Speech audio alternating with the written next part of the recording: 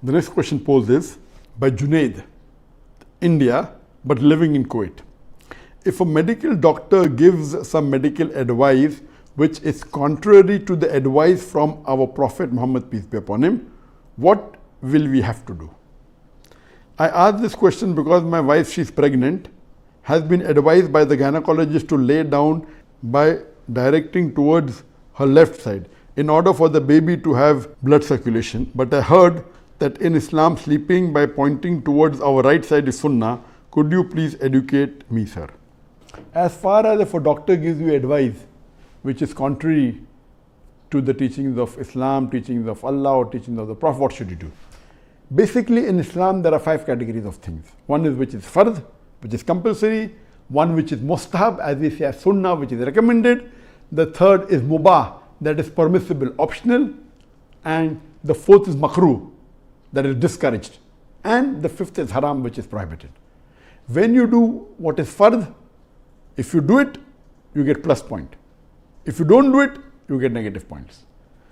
In the mustahab, in the sunnah, which is encouraged, if you do it, you get plus points. If you don't do it, you get no negative points. Mubah is permissible, optional. Whether you do it or you don't do it, there's no negative, there is no positive points. As far as makruh is concerned, which is discouraged, if you don't do it, you get positive points. If you do it, you get no negative points. And the last is haram. If you don't do it, you get positive points. If you do it, then you get negative points.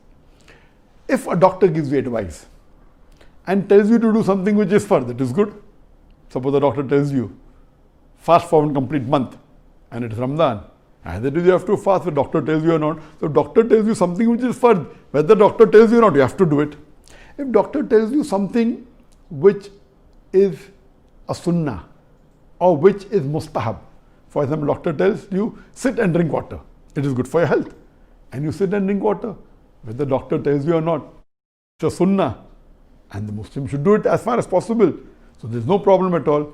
If doctor tells you something which is mubah, which is permissible, optional, no harm. If the doctor is an expert, as long as the doctor is qualified, follow it. Now the basic precaution comes in the last 2 sections. If the doctor tells you to do something which is makruh or something which is haram. If the doctor tells you to do something which is makruh, you have to first analyze why is the doctor telling you. And if the doctor is telling you something which is not recommended by the Prophet, it is not encouraged, you have to do a research and see whether the doctor is telling correctly and you follow it.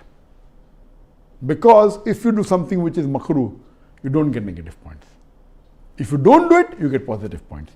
But the Quran at the same time tells you, فَاسْأَلُوا أَهْلِ الذِّكْرِ إِن كُنتُمْ لَا تَعْلَمُونَ, in Surah Anbiya, chapter number 21, verse number 7, and Surah Nahl, chapter number 16, verse 43, that ask the person who is knowledgeable. So if a doctor who is a knowledgeable person, you have to confirm that he is a good qualified doctor, he is not a quack and not just telling something which is out of the way. There is no harm in doing what the doctor tells you, even though it is makruh. If doctor tells you something which is haram, then you have to weigh the pros and cons. That is it something which is life-threatening? For example, if the doctor tells you that take this alcohol, it is the only medicine that will save your life. Having alcohol is haram, but it's the only medicine that can save your life. So what you have to do, you have to do little research. That what the doctor is telling, is it really true? If the doctor